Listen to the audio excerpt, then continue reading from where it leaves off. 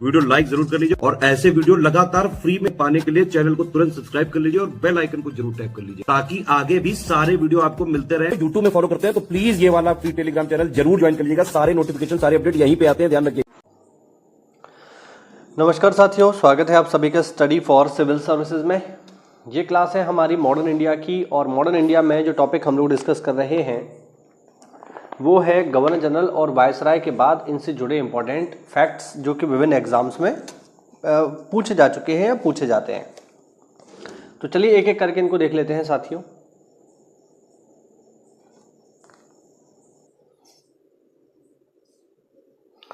पहला फैक्ट देखिए, ब्रिटिश सरकार द्वारा सीमा शुल्क अवकाश की नीति 1882 से 1894 के दौरान अपनाई गई। भारत के अनेक व्यक्तियों में से 3 व्यक्ति दादा भाई नौरोजी, एम.जी. रानाडे और रजनी पामदत्त ने 1870-1905 के दौरान भारत पर ब्रिटिश राज्य के ज्वलंत आर्थिक भारत पर जो अंग्रेजों की नीतियों का प्रभाव पड़ रहा है उनका विश्लेषण किया। पुराने गारंटी व्यवस्था के अधीन रेलवे में निवेश करने वाली ब्रिटिश कंपनियों को 5% गारंटित लाभांश का आश्वासन था। यानी इसका मतलब ये हुआ कि जो भी कंपनियां ब्रिटिश रेलवे में इन्वेस्टमेंट करेंगी उनको कम से कम 5% लाभ तो मिलेगा ही मिलेगा। ठीक है। मॉरिस ने अपनी पुस्तक में तर्क दिया है कि औपनिवेशिक काल में भारतीय उद्योगों का विकेंद्रीकरण नहीं हुआ। आर्थिक इतिहासकार की रिएक्टर सारणी पर मापा गया अब तक का सबसे व्यापक भूचाल, यह कथन द ग्रेट डिप्रेशन से संबंधित है। ध्यान रखना, जो जहाँ तक मुझे याद आ रहा है जो 1929 में देखने को मिली थी। दस्तक क्या है? दस्तक उस परमिट को कहा जाता है जिसके अधीन ईस्ट इंडिया कंपनी को प्रत्येक प्रकार के लेन देन में मुक्त भाव से व्यापार करने के लिए निरीक्षण तथा सीमा शुल्क से भुगतान की छूट प्राप्त हो गई। 18वीं शताब्दी में बंगाल से निर्यात होने वाली वस्तुओं में शोरा व सूती वस्त्र प्रमुख थे। फैजपुर बंगाल में 1937 में भारतीय राष्ट्रीय कांग्रेस के अधिवेशन में कांग्रेस द्वारा 13 सूत्रीय अस्थायी कृषि नीति की घोषणा की गई। फैजपुर में, ध्यान रखना, बंगाल में। भारत में सन 1800 से 1850 ईस्वी के काल को अनौद्योगिकीकरण के नाम से जाना जाता है। अनौद्योगिकीकरण का मतलब ये हुआ कि उद्योग धंधे लगने तो दूर की बात है, लगने तो आप छोड़ ही दो, बल्कि जो उद्योग धंधे इंडिया में थे वो धीरे धीरे खत्म और होने लगे। ठीक है। इस समय में सूर्यास्त का कानून ब्रिटिश सरकार की स्थायी बंदोबस्त व्यवस्था या भू राजस्व से संबंधित है। मैं आपको ऑलरेडी बता चुका हूं। ब्रिटिश भूमि व्यवस्था के पिता हैं मार्टिन बर्ट। मालवाड़ी व्यवस्था को सबसे पहले 1819 में हार्ट मैकेंजी ने लागू किया था। मैं ऑलरेडी आपको पढ़ा चुका हूं। बिहार तथा उड़ीसा में कम्योटी प्रथा बधुआ मजदूरी का एक रूप थी। बैंक ऑफ कैलकाटा भारत में स्थापित होने वाला पहला वाणिज्यिक बैंक था। आर.पी. दत्त ने औपनिवेशिक भारत के आर्थिक इतिहास को 3 चरणों में बांटा। पहला मुक्त व्यापार, ठीक है, दूसरा वाणिज्यिक पूंजीवाद और तीसरा वित्तीय साम्राज्यवाद। कार्ल मार्क्स ने इसे 4 चरणों में बांटा: व्यापारिक पूंजीवाद, मुक्त व्यापार पूंजीवाद, औद्योगिक पूंजीवाद और वित्तीय पूंजीवाद। ब्रिटिश भारत में रेलवे उपयोगिता पर बाल गंगाधर तिलक ने टिप्पणी की कि ब्रिटिश भारत में रेलवे की कोई उपयोगिता नहीं है, यह दूसरे की पत्नी को अलंकृत करने जैसा है। आगे देखते हैं। अब प्रशासनिक सुधार के अंतर्गत हेस्टिंग्स ने 1772 में कोर्ट ऑफ डायरेक्टर्स के आदेश अनुसार बंगाल में द्वैध शासन की समाप्ति की घोषणा की और राजकीय कोषागार का स्थानांतरण मुर्शिदाबाद से कलकत्ता कर दिया। पहली सहायक संधि 1765 में अवध के साथ की गई। ध्यान रखना, इंपॉर्टेंट फैक्ट है ये, जब कंपनी ने निश्चित धन के बदले उनकी सीमाओं की रक्षा करने का वचन दिया।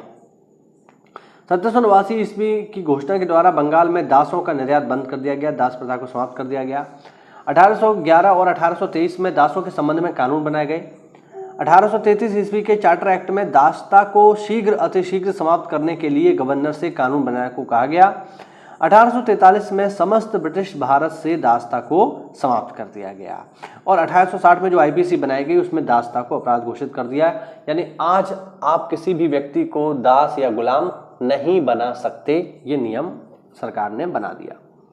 1854 में स्लीमैन के स्थान पर जेम्स आउटरम को अवध का ब्रिटिश रेजिडेंट बनाया गया। आउटरम की रिपोर्ट के आधार पर ही 1856 में अवध को अधिग्रहित किया गया। और मैं आपको कई बार पहले बता चुका हूं, अब फिर से बता देता हूं कि अवध को किस आधार पर ब्रिटिश साम्राज्य में शामिल किया गया। तो आप इसका आंसर करेंगे कुशासन के आधार पर, जो कि रिपोर्ट कौन बना रहा है, आउट्रम नामक व्यक्ति बना रहा है, ध्यान रखना। चलिए आगे बढ़ते हैं।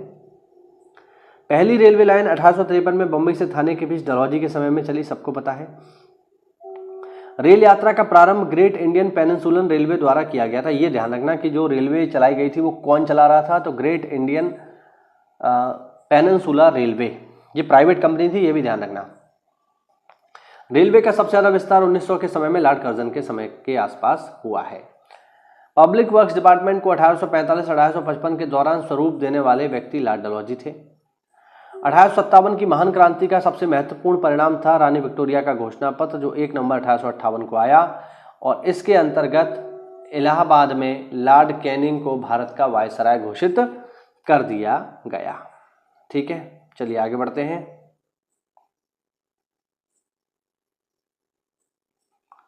ठीक है, ईश्वरचंद्र विद्यासागर के प्रयासों के फलस्वरूप लॉर्ड कैनिंग के समय में विधवा पुनर्विवाह अधिनियम 1856 आया। ध्यान रखना, विधवा पुनर्विवाह में सबसे ज्यादा काम कर रहे हैं ईश्वरचंद्र विद्यासागर। पंडित ईश्वरचंद्र विद्यासागर ने एक बंगाली प्राइमर वर्ण परिचय की रचना की, जो आज भी बंगाली भाषा का एक अलग आधुनिक और गद्य शैली विकसित करने में इस्तेमाल किया जाता है। उनकी उदारता के कारण कवि माइकल मधुसूदन दत्त ने पंडित ईश्वरचंद्र विद्यासागर को दया सागर की उपाधि, यानी उदारता का सागर की उपाधि प्रदान की। धोधो केशव कर्वे ने 1899 में पूना में विधवा आश्रम बनाया। और last point, Lex Loci Act 1850 में आया, जिसके अंतर्गत अंग्रेजों ने यह नियम बना दिया कि अगर कोई भी व्यक्ति अपना धर्म छोड़कर ईसाई बनता है तो उसकी पैतृक संपत्ति से वंचित नहीं किया जा सकता।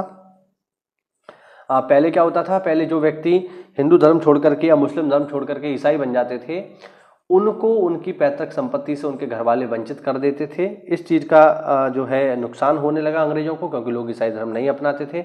तब इन्होंने प्रॉपर अधिनियम ही बना दिया कि जो भी व्यक्ति ईसाई बनेगा उसको उसकी पैतृक संपत्ति से वंचित नहीं किया जाएगा। तो ये हुआ साथियों आज का वीडियो हमारा। मिलते हैं अगली क्लास में, तब तक के लिए जय हिंद, जय भारत, वंदे मातरम। साथियों, अगर तैयारी कर रहे हो आप लेखपाल की, तो आप देखेंगे लेखपाल का पेपर बहुत जल्दी होने वाला है। उसके लिए कहीं आपको भटकने की आवश्यकता नहीं है। वन स्टॉप डेस्टिनेशन है स्टडी फॉर सिविल सर्विसेज, जहां पर आपको मात्र 999 रुपए में राजस्व लेखपाल की मुख्य परीक्षा के लिए सारा का सारा स्टडी मटेरियल मिल जाएगा एक ही जगह पर। जिसमें आपको क्या क्या मिलेगा, जिसमें आपको सारा का सारा स्टडी मटेरियल मिलेगा, PDF नोट्स मिलेंगे, रिकॉर्डेड क्लासेस मिलेंगी, और जो भी लेटेस्ट ट्रेंड और पैटर्न अभी चल रहा है आयोग का, उसके अनुसार आपको ये सारी चीज़ें दे दी जाएंगी। मात्र 999 रुपए में आप इस कोर्स को अवेल कर सकते हैं। आपको लगता है कि आपने बहुत सारी तैयारी कर ली है, आपको पढ़ने की आवश्यकता नहीं है, केवल टेस्ट सीरीज चाहिए, तो टेस्ट सीरीज भी आप ले सकते हो मात्र 499 में। टेस्ट सीरीज भी हमारे एप्लीकेशन पर उपलब्ध है। इसके अलावा हमारे जो टेलीग्राम कोर्सेज होते हैं वो भी जो है चलते रहते हैं समय समय पर। इसमें भी आपको सारा का सारा जो टेस्ट सीरीज है एग्जाम ओरिएंटेड मिलेगा, 100% रियल एग्जाम जैसी मिलेगी। तो ये सारी की सारी चीज़ें अभी जो है चल रही हैं। इसके साथ साथ अगर आप जो है PCS या फिर BEO या फिर RO की भी तैयारी कर रहे हैं तो हमारे पेड बैचेस चालू हैं। तो आज ही इनको लेने के लिए नीचे दिए गए नंबर्स पे कॉल करिए।